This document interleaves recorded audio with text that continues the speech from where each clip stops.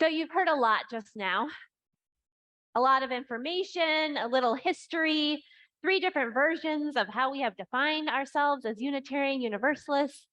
We might need to take a breath. Take a breath.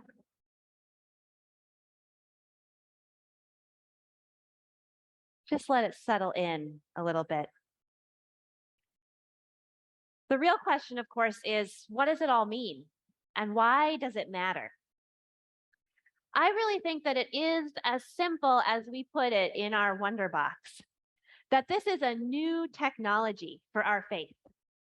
We've been using our 7 principles for a long time now. They are literally older than me. As a lifelong Unitarian Universalist, I grew up with the words of those 7 principles. They are a part of the Unitarian Universalism that shaped who I am. And there are parts of them that I still love dearly, that still resonate deeply. I know that many people in this room have not known Unitarian Universalism without the 7 principles. It may even be the first thing you learned about Unitarian Universalism. And the idea of something replacing them feels sad or scary. That's okay. But we are a living tradition. And the words that felt right in the 1980s are clunky now, in the same way that VHS tapes are a little clunky. We keep them around kind of nostalgically, even though we haven't had a VHS player in longer than we can remember.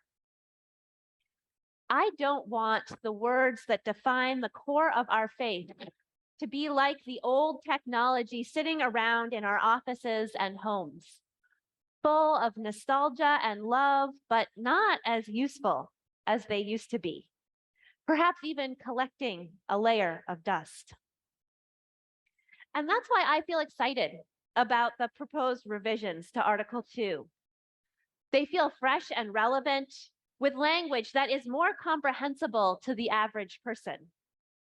They sound like they were written in the 21st century and incorporate the ways that we have learned and grown in the last 35 years. And at the same time, they still reflect what is core to Unitarian Universalism, what has not changed over all of these years: a dedication to justice and to the inherent worth of every person, a commitment to growth and change, the belief that we are all connected, and a celebration of diversity in all of its forms. You can trace these ideas through the years, even before that first 1961 statement that I shared with you. And you can see them reflected in the new values and covenant that have been proposed. The other thing I really like about this revision is the centering of values. We have often said that we are a faith that is united on shared values, but we've never had an actual articulation of those values that's endorsed by a General Assembly.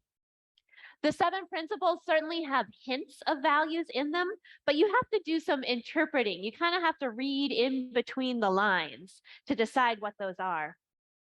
And in this new version, the values are right there, front and center: love, interdependence, pluralism, justice, transformation, generosity, and equity.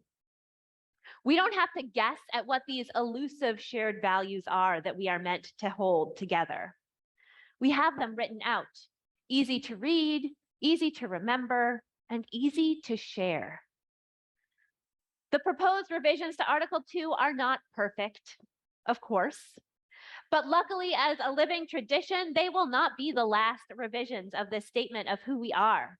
And they go a long way to bringing our faith into the 21st century. Now, you may not agree with my assessment of these revisions, and that's okay. We are here to disagree with each other, right? But I invite you to engage with them, with this process, with an open heart. Consider what opportunities this new technology might offer. Imagine what it might mean to embrace this change, placing love and our core shared values at the center of our faith. I want to tell you a little bit about our closing hymn before we sing it. The lyrics of the closing hymn were written by Marion Franklin Ham in 1933 for the first hymnal that was ever shared by the Unitarians and the Universalists. It was written to celebrate the growing relationship between those two denominations. And in 1961, when the votes were tallied and the Unitarians and Universalists finally officially merged, those gathered sang this song together. Today, I invite us to sing it in the spirit of our living tradition, revering the past, but trusting the dawning future more. Will you please rise in body or spirit and sing with me as tranquil streams?